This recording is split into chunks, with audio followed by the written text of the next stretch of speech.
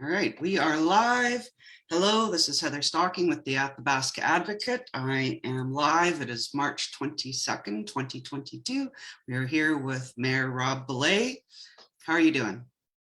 Doing okay. Yeah, Yeah, beautiful weather. it's been a busy time. Yeah, the weather's great. We're enjoying it for sure. Exactly. So I guess the first thing we'll talk about is there is a dignitary coming to town Thursday. What's happening there? Yeah, so yeah, basically the premier's coming to town. I think it's part of his town hall series across the province, and he's going to be here to talk to a bunch of people that are interested to show up, so that and be there to, I guess, explain what's been going on, what's coming on in the future. Is I think it's part of the leadership tour. So Okay. so I believe that's what it is. And we're hoping that maybe something will come through. So we'll find out. Well, about regarding AU, but we don't know that. So okay. It's just part of his normal tour, I think. Okay, so the hope is that there will be something with AU, but you're not sure yet. Okay. We don't know if that's the case. And I think initially you thought, or you were told 10:30, and now it's 1. Yeah, that's what we've been told now, and that's still not totally confirmed either. So stay tuned. Is all I can say. So. Okay, so watch the town Facebook page or whatever. Yeah, okay, exactly. So all right. So you don't know if there'll be a Q&A period. You don't know really anything. No, it's okay. Yeah. I mean, we've just been told that they're coming in to try and get some people, to the facility to come listen to them. So that's our part of it. Okay. It's their show, so we'll find out, I guess, when it happens. Okay, fair enough. What is happening downtown? They're replacing water lines or something. There's roads closed. Yeah. And how long? So what that I guess issue is the CC that services the Union Hotel isn't operable, and there's a minor leak in the basement there. So nothing serious, but in order to repair it, we have to shut the water off outside. Mm-hmm. And without the CC working, we have to shut the entire block down. So we're not going to do that. We'll do it, temporarily if we have to repair the CC. So once the CC is repaired, we can shut it off, and then they can do the repair, and we can turn it back on.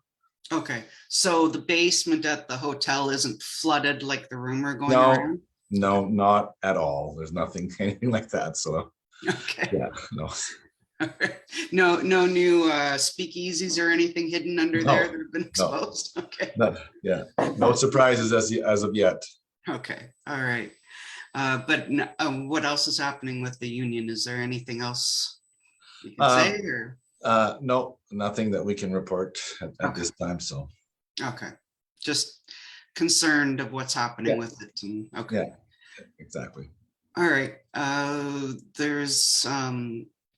there any concerns, speaking of the nice day, are there any concerns with the town is having, Public Works is having, with some of the snow that's piled up, or there's any concerns with flooding maybe? Well, I mean, there's always the concern if we get an extremely quick melt, that's potential. I mean, our crews are busy, exposing all the catch basins and making sure that water can get where it's supposed to get. But I mean, sometimes it depends what the rate of that water is coming as to whether that happens. I mean, in the past, there has been the odd issue. Hopefully that won't be the case this time. Our crews are getting as prepared as they can. Mm-hmm. Yeah, before we started, you'd mentioned you'd heard that there was going to be a +20 day coming up shortly, and yeah, so that's a little bit abnormal for this time of year. Mm-hmm. So yeah, that could cause some issues. What's happening with the brick school? How are the renovation plans? Well, they're going very slowly. I mean, we're identifying what the priorities are, and then finding out what grant funding will be available to match those priorities. Depending on the grants that are available, some of those priorities could change because depending on whether they qualify or not. So we're in that planning stage, and we have our municipal energy manager involved as well, and we have a resource person on the committee now that helps us with sort of the construction and the phasing in that. They have a lot of experience in projects, so that's beneficial as well. So it's moving along. We're building some momentum here, and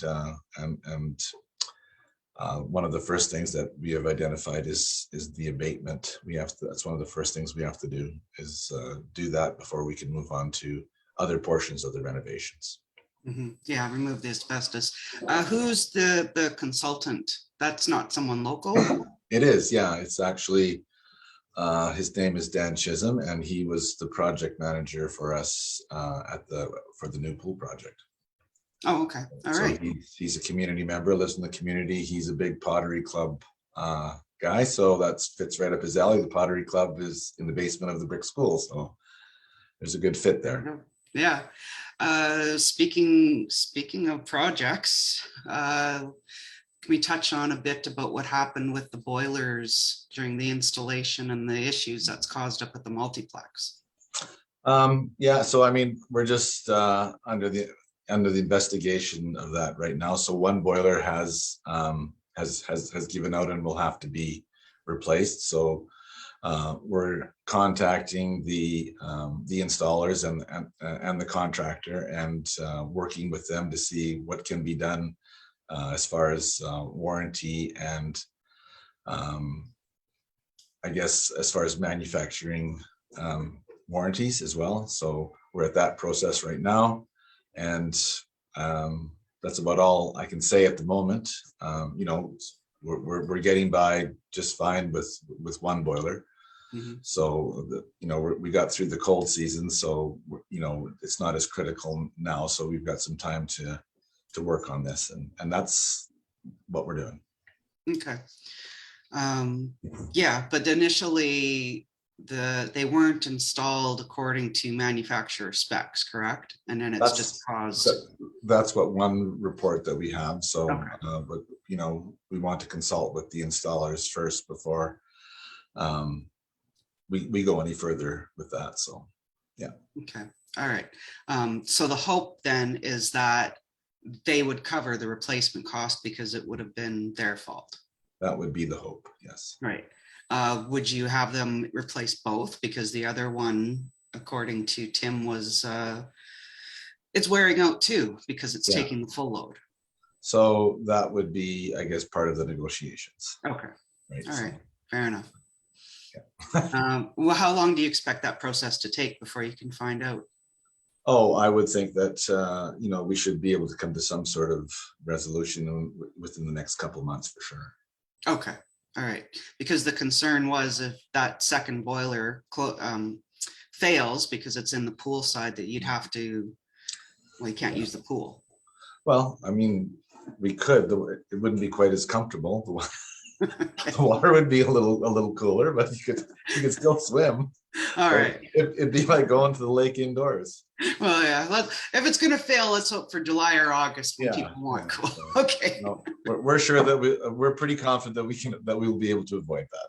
Yeah. Oh, yeah. No, there's really good staff up at the multiplex working on that. So, but the EV chargers. So, you had talked about the possibility of getting the electric vehicle chargers for the town. Would they be at the riverfront, at the multiplex? Yeah. So we had a consultant come in and sort of tour and pick the spots that would be most likely. And the riverfront has been identified as one. Depending on whether or not they're phase 1, phase 2, or phase 3, we would go with only phase 2s and a phase 3 where there's 3-phase power. Okay. So phase 2s could be on the riverfront. They could be at the multiplex, other areas where there's sufficient power. But if we want to have a phase 3 charger, which is the quick charger where you can charge your vehicle in 40 minutes, Mhm. then that would be, we're sort of limited to a couple locations where there is three-phase power, and one of them is probably where the old water plant is. Oh, It okay. would be in that area, so which is still right downtown for someone to park and go Right. shopping, right? So if someone was passing through, that's the whole idea of this. So yeah, we're full steam ahead with our applications on this. So Okay. and we'll see how many we get. It makes sense if you do it, if you're able to do it right, you don't have to go too far. The program pretty much pays full install of these chargers, so Okay. makes sense to do it. Right. And for people who don't know, phase 1, 2, and 3, it's based on how long it would take to charge. So That's phase correct. 1 is the slowest, phase 3 is the fastest. That's right. And then after they're installed, who pays for everything? Well, I guess there's some option for the phase 3 one. There would definitely be a charge for that.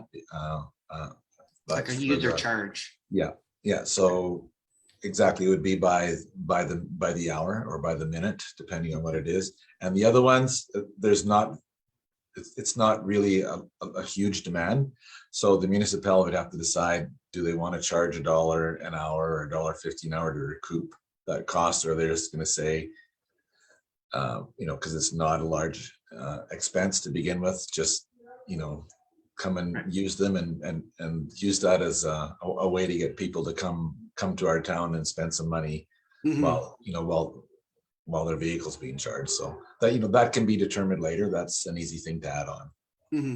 Yeah, because I believe there's an app and there's a website and groups that people with electric vehicles specifically look and plan their routes based on these chargers. So exactly, it's another right. tourist attraction. Yeah, it's good for our community to be on one of those routes for sure. Okay. And that's what we're working towards. Yeah, exactly. Speaking of attracting people, how's the attraction and retainment committee? What's happening? Well, you're good at just tying these things in, aren't you? Just rolls right along.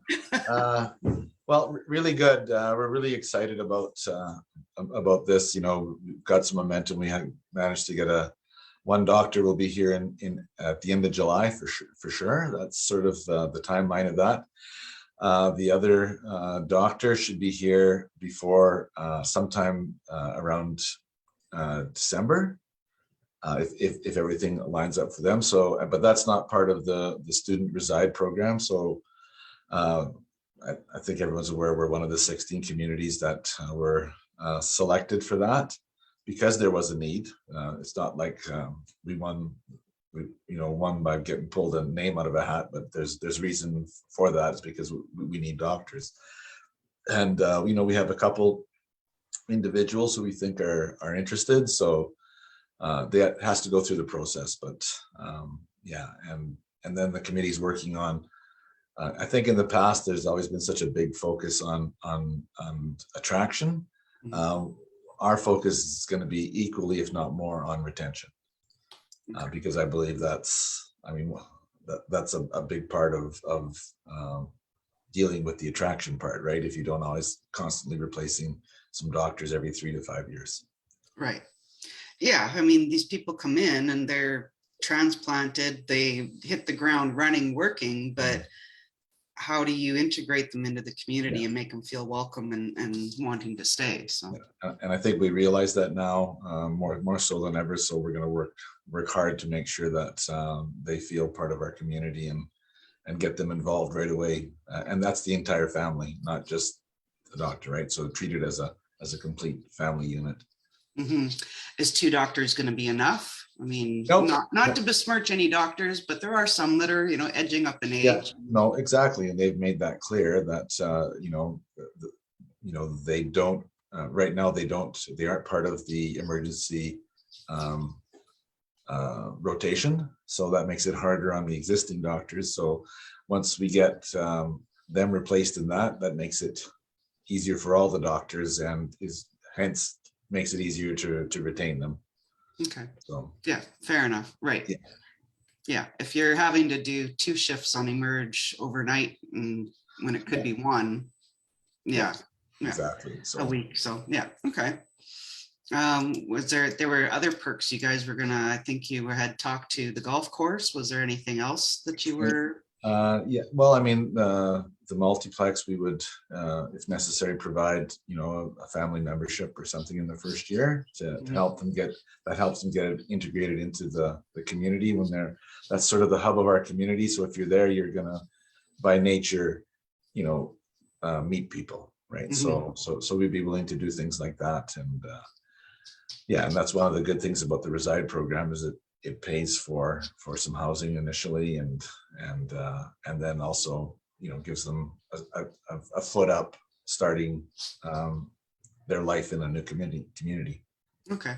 If other businesses wanted to contribute to this, Yeah, just give us a call. We'd be okay. more than happy to.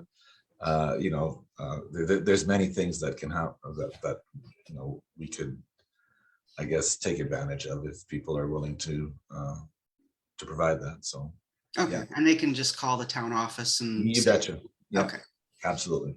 all right, yeah, you could have a nice little package there for them when they show up. Yep. What's happening with the budget? Speaking of spending money. Well, we passed the budget, and I think it was pretty well received. I mean, I really liked the open house. I thought went really well. There was lots of questions, but really good questions. And I think, the community sort of bought into our long range plan about trying to build some reserves for the future. So we can sort of close that deficit in funding for capital. So that's our plan going forward. And keeping in mind that we want to run as efficiently and as effectively as we possibly can on the expense side. Okay, Chris usually covers town, so remind me, how many debentures do you have? And there should be one coming off this year, right? No, not this year, but we Okay. have a total of 4 debentures. So we have one, I think the closest one that comes off is in 26 or 27. So that's still, or it could be 25. So that's still 3 or 4 years from now when the first one comes out. So there's the West End local improvement one when we paved all the streets on the West End. Okay. There was a major upgrade to our lagoons in, I think, 2010 or 2011. And then the new pool, which was our largest one. And then the latest one was the river intake when the project was unexpectedly over budget by considerable from what was predicted. So we had to take out a debenture for that. So those are the 4, but we're still only at 51% of our limit of our debt limit. So that's still pretty healthy for a community to be at that. So we, if needed, we still have room there. So right, but you never want to get too high on your debt load then. No. I mean, I would prefer to stay right around where we're at. So as those other debentures come off, that would be the time to look at doing larger projects and maybe once again trying to close that funding deficit on capital projects. Right. Or capital replacement. Yeah. Okay. Yeah. Even though you could get 100% of the funding, you never want to go there. That's too risky for the town. So yeah. Solar power. You had talked at the Multiplex Society meeting about solar power for the multiplex. What project would there be? Is there not some solar there, or is it just over at the school? Just at the school. So we're looking at a rather large project, and we just presented the project to the multiplex board. And what it would be is it's a $1.5 million solar project. It's 80% funded though through the Green Initiatives federal grant. So that makes it much more appealing. And so the multiplex board went ahead and unanimously recommended it to go to each council for approval to go through the application process. So if we're successful, I'm quite confident that we will be going ahead with the project. Okay. So the payback is only 4.2 years, and over a 30-year life cycle, we'll save over $3 million. Okay, that was my next question. Yeah. For an investment of about $300,000. So to me, it's a pretty good business case to go ahead. Yeah, that sounds like a no-brainer. Was this something that like Kevin Jacobs, the energy manager, he brought forward? It's something that when this program came available, that funds 80%, then we had tried probably 3 or 4 years ago to do a smaller project on the multiplex, and funding on one of the grants fell through, which then made the payback much longer, and it sort of killed the project. So in hindsight, now that we have this opportunity, I'm almost glad that maybe happened, because this one is even better. So hopefully we will qualify and get the grant and move forward, because it's I think future councils will be very happy that we did this, because it's going to save on their operating budgets for the next 30 years. Would it take the grid usage down to 0 for the multiplex, or would it just offset a large portion? Yeah, I think it's about 43% of the electricity would be. It would lower the total energy cost of the entire facility by over 13%, which means about, and we have sort of a similar project to gauge by. Westlock did this about a year ago, so we just received their first year stats, and their project is a little smaller than ours, and they were predicting to have $55,000 worth of savings, and they actually came up with 68,000. So it exceeded their expectations. So that's, I guess for some doubters out there, there's actual proof in numbers of a facility that's right in our area, so similar climate conditions, that what they say actually happens. Is that north-south way the multiplex sits? Is that more beneficial to have the solar? On some parts of the roof, yes. On other parts, no. So overall, it's facing the same direction that the Spirit Center in Westlock is. So it's a really good comparison. Okay, all right.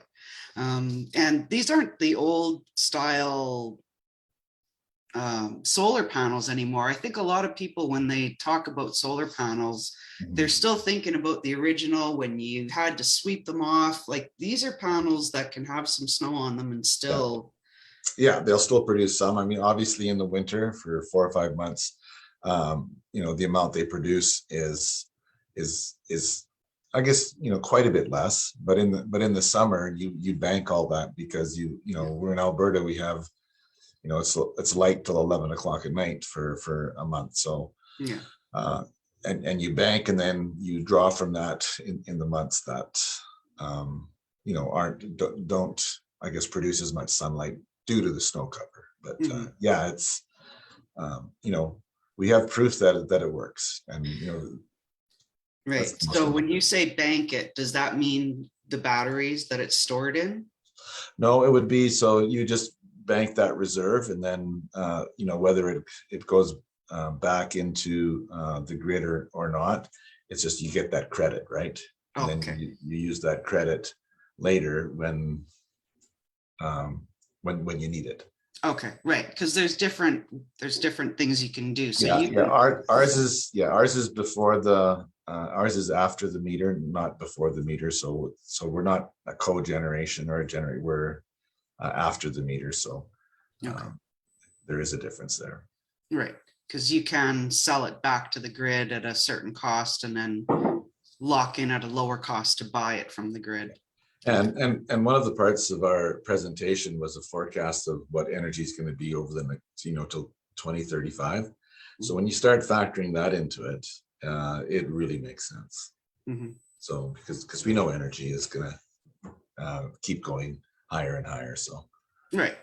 And the same with the electric vehicle chargers. I mean, every manufacturer has committed to having electric vehicles by 1935.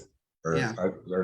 Yeah, they'll quit making the other ones by 2035, I believe, or Yeah. 2030 or 2035. I'm not I sure. think it's 2035 is what I've heard. So it's coming. So we might Yeah. as well be prepared for it. Chris Yeah. did a column and Yeah. So yeah. we've got a pretty, I think, progressive council that's willing to do that. And, Mhm, and I think our counterparts at the county are similar. So mhm. um, Yeah. it's a And, good, yeah, it's and good that, Boyle was talking about it as well. So yeah, um, absolutely. in the paper today, there's an article about the last pay phone. Yeah. Well, that's interesting. You think, well, how much are they used within the last year? That only brought in $54 worth of revenue for TELUS. So I can see them, not wanting to continue that. And as fiber becomes more prevalent in rural Alberta, those copper lines won't be supported by that. So yeah, it's sort of in a way sad to see it go, but when it's not used like that, it's hard to justify the need for one, right? So When they mentioned the one in Boyle, the village was given the option of keeping it but having to pay for it. Did the town even consider that, or no, we didn't. We talked about, well, should we get another one located in a more handy area like downtown? And that was somewhat cost prohibitive. Okay. Consider doing that for the amount that we perceive it them being used. We thought that it wasn't money well spent. No, fair enough. Yeah, it'll take 1,000 years at $54 a year. Yeah. Yeah. Or more. Or more, exactly. Yeah, I mean, everybody's got a phone in their pocket nowadays. Or can get access to a phone. Exactly. Yeah. I during the pandemic, I never got asked if anybody could use my phone, but yeah, in the past, yeah, can I borrow your cell? Yeah. So, no, those are another thing from my childhood that's disappearing. And now where's Superman supposed to change? Yeah, that could be a dilemma for him. So hopefully you'll still visit Athabasca. Hopefully. Yeah. He can come to the River Rats Festival. Yeah, there you go. Yeah, exactly. So how's the planning for that going? How about I ask you a question for once? You asked me a question. Okay. Yeah. Very good. We've got the lineups for Friday and Saturday. We have Finger 11. They're a big band in Canada coming in for July 1st. We have local bands, Delirium, 25 Cigarettes are playing as well. Richard Woodman's coming down from Slave Lake. We have a band coming from Fort McMurray. So the Saturday, July 2nd, is going to be more of a country style. So we have Dirt Road Angels and Nice Horse. Nice Horse just picked up another win for Video of the Year, the Canadian Country Music Awards the other night. Nice. Yeah. Yeah. You guys, the town approved to have a bigger area fenced, and yeah, we did. The Multiplex Society approved the Friday for sure. They'll be running some youth events, and Saturday, if they can get a youth program coordinator, they'll do it on Saturday as well. But for sure, Friday, the library has committed to running something for the kids. Yeah, some face painting and stuff. Yeah, exactly. I'm not sure exactly, but yeah, they'll have something. We're looking and the farmers market's going to be there too. Farmers market both days. There's going to be beer gardens on site. We'll have food trucks. We might even have extra food trucks. We've been getting emails from other people, and I've just sent them to the town saying, make sure you can work in the town of Athabasca and then show up. Yeah. So yeah, we've had pre-sales already. People are buying tickets. Advertising is starting to roll out. Yeah. Well, let's hope Mother Nature cooperates and that it's really hot and the beer gardens are very busy. Yes, exactly. Maybe not quite as hot as last year when it was about 4,000 degrees. But, yeah. Well, I'd rather have it on the hotter side than on the rainy side. So true. Yes. Yeah. But, at 20, Yeah, 25 is good. That Yeah. 38 or 39 we had that day was not so great, It's a little but tough, yeah. So, yeah. and hey, and we got the stage back this year, so Yes, bonus, stage right? back. Yeah. Yeah. Oh, the speaking of down at the riverfront, what's happening with the boat launch? Oh, the boat launch. Well, you know, we're moving ahead with, administration has contacted Ocearies and or Oceans and Fishery Mhm. about you know, us getting permitted to get in there and remove the concrete that's there. So we really can't do anything until all that is in place. And you know, based on how long it took to get permits for our intake project, Mhm. it's not happening this year. You know, it would be the indication, but you know, we started the process, so at least we're headed in the right direction um, to at least make it so that it's more accessible for trailers and boats without the possibility of when it's lower water of damaging the trailer. Okay. So that's where we're at with that. Okay. So there's cement that has to be removed. Is that the problem? Yeah, yeah. So when it was poured in there, some of it is broke off, and the drop off is quite severe off the end of the concrete pad. Oh, And so depending on the type, you know, the level of the water at the type, you know, certain time of the year, it makes it difficult for launching boats okay. because of that, because they can't keep backing far enough into the water, right? Right. Without going off the pad at an end. So you know, it's something that's fixable, and you know, I guess we're starting the process to begin that. Okay. So yeah, that could be because they'll have to do a study, right? You guys will have to do it within a certain time frame, just like you did with the Yeah. intake and stuff. Anytime you're disturbing the riverbed or the riverbanks, yeah, that's par for the course. Mhm. All right. Did you have anything else you wanted to mention or? No, Good. no, just let's just hope things keep moving along nice and smooth. Okay. And to show up Thursday at the multiplex for 1 o'clock. Yeah, that'd be great. All Okay. right. All Okay. right. Thanks, Heather. Great. All Thank right. you. Have a good day. Bye-bye. Bye. Yeah.